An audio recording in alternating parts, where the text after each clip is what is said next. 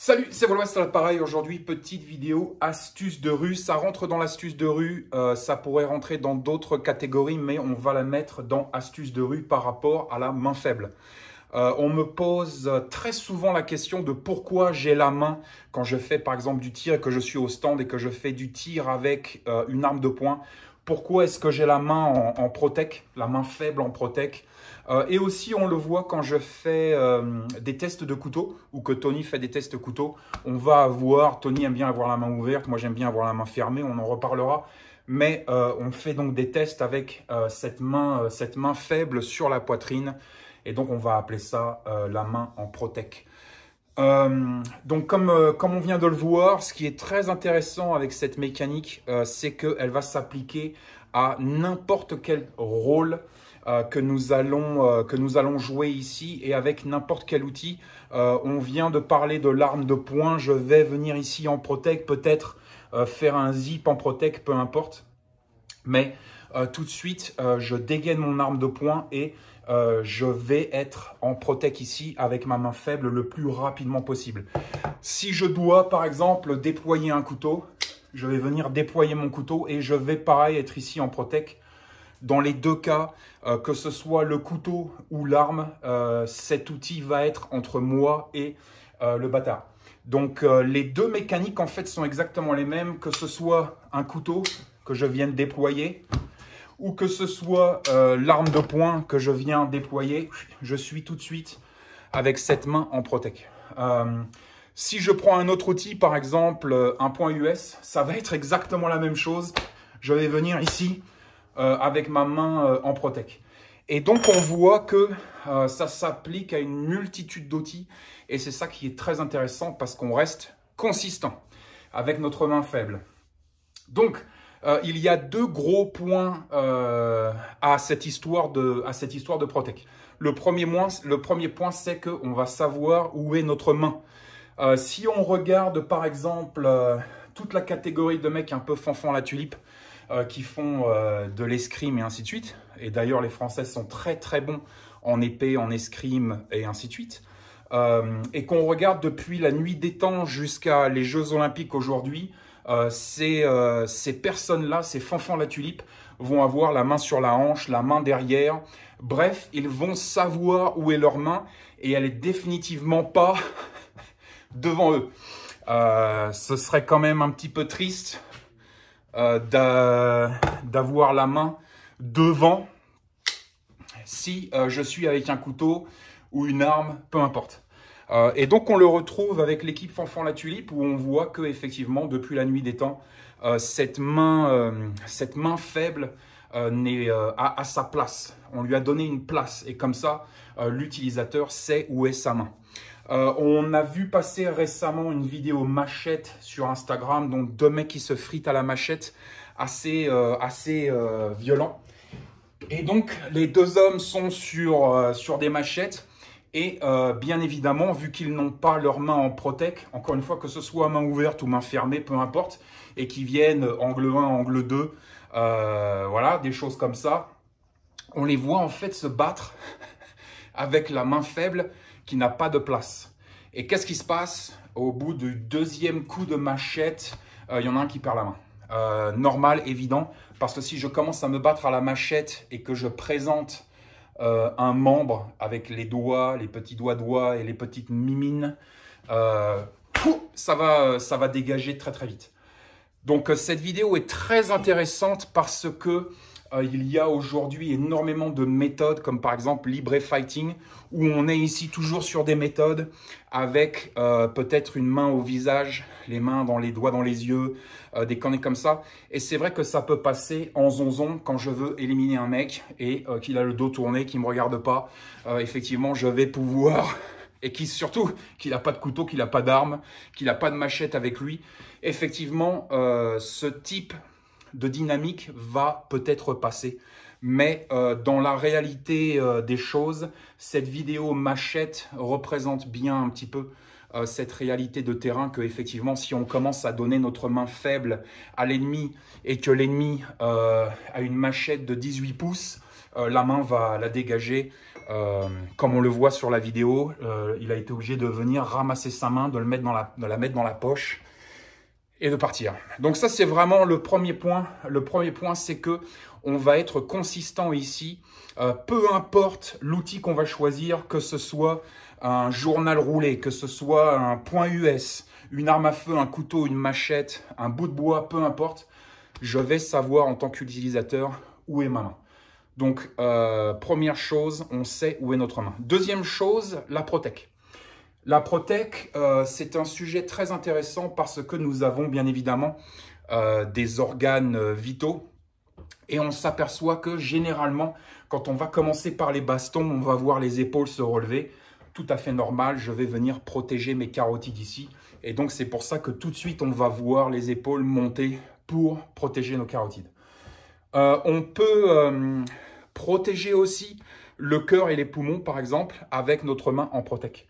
C'est-à-dire que si je n'ai vraiment pas de chance et qu'il y a un coup de machette qui passe, qu'il y a un coup de schlass qui passe, qu'il y a un coup de matraque en métal qui passe, c'est peut-être mon avant-bras et ma main, avec tous les os qu'il y a à l'intérieur, qui va prendre à la place de mon cœur. Je préfère, on en parle assez souvent, on rigolait parce que avec un ami à moi, on faisait du blue gun avec des keufs. Et à un moment, mon pote est au sol et il a les jambes repliées et donc les mecs lui tirent dans les tibias. Et tout le monde se fout de sa gueule, sauf qu'il remonte et il dit « Je préfère me les prendre dans les tibias que dans le cœur et les poumons, le foie et ainsi de suite, l'estomac. » Et donc, c'est un petit peu le même principe. Ce n'est pas du 100%, ça ne veut pas dire qu'on va survivre à l'attaque ici, mais ça peut venir jouer un rôle d'une manière assez concluante en termes de combat de rue. Donc, combat de rue, on va voir ici beaucoup de couteaux, de machettes, des trucs qui coupent. L'enfer absolu, des gros cutters de 1 pouce. T'imagines venir... une terreur. Ces trucs-là sont l'enfer. Mais donc, ça peut venir jouer. Je préfère effectivement me prendre un coup de cutter ou un coup de schlass sur la main. Et on remarquera que mon bras n'est pas tourné là où il y a toutes les veines. Mais mon bras est bien tourné dans le sens où en fait, il y a très peu de veines ici sur le dessus. Et j'ai les os et ainsi de suite. Qui vont pouvoir venir justement impacter et peut-être arrêter même une balle.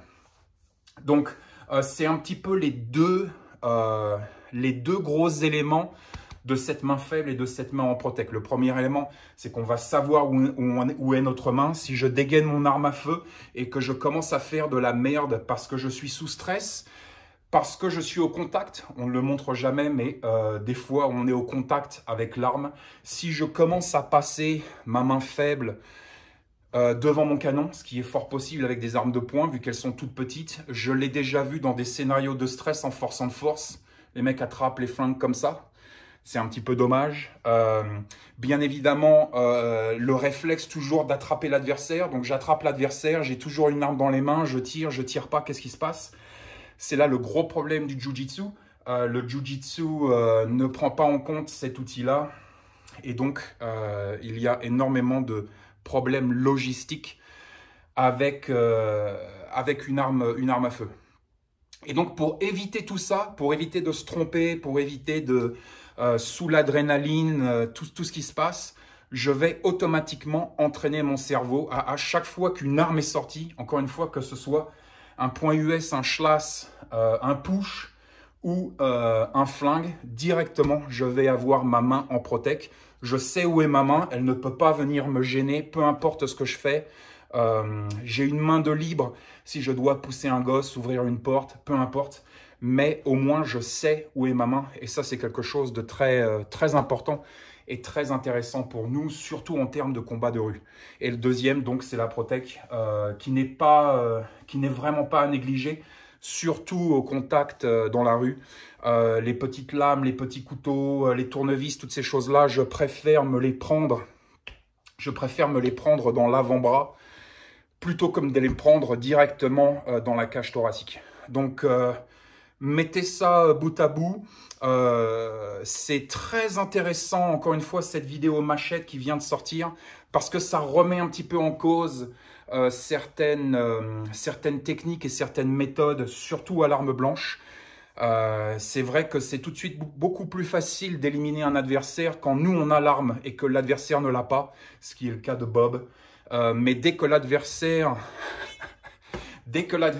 a un truc qui coupe dans les mains, tout de suite ça devient plus difficile d'engager certaines personnes avec ces outils-là, quand il y a ces outils-là en face. Donc voilà pour cette petite vidéo, on pourra reparler du dégainé. Beaucoup de gens pendant très longtemps ont fait des dégainés très bizarres avec par exemple un jeté de main au visage mais avec la main faible. Et donc ça prenait un temps de trop pour venir dégainer notre arme, surtout l'arme de poing. Donc peut-être qu'on reparlera du dégainé et de l'utilisation donc de ces mains et de ces avant-bras pour engager un individu. Mais encore une fois, il faut faire très attention avec ces techniques et ces méthodes. Peut-être que ça va passer une fois, que ça va me donner le temps de venir percuter l'individu, peut-être même avec mon bracelet. Donc un bras réactif, peu importe, un hammer fist. Mais ça me donne le temps de soulever mon t-shirt en même temps et de venir récupérer mon arme. Tout de suite, j'ai les épaules qui montent. Tout de suite, j'ai le bras qui vient en protect. Et déjà, ne serait-ce que dans cette position-là, avec mon arme entre moi et l'individu, mon arme n'est pas pointée en l'air, elle n'est pas pointée en bas. Mon adversaire n'est pas allongé au sol et il n'est pas au ciel. Mais donc, on est déjà tout de suite beaucoup plus difficile à tuer. Si je dois me prendre un coup de machette, si je dois me prendre un coup de schlass, bien évidemment, ça va dépendre des couteaux ici. Mais je vais déjà être dans une situation, une position corporelle beaucoup plus difficile à descendre que si j'étais complètement ouvert avec les mains qui partent un petit peu partout. C'est le bordel.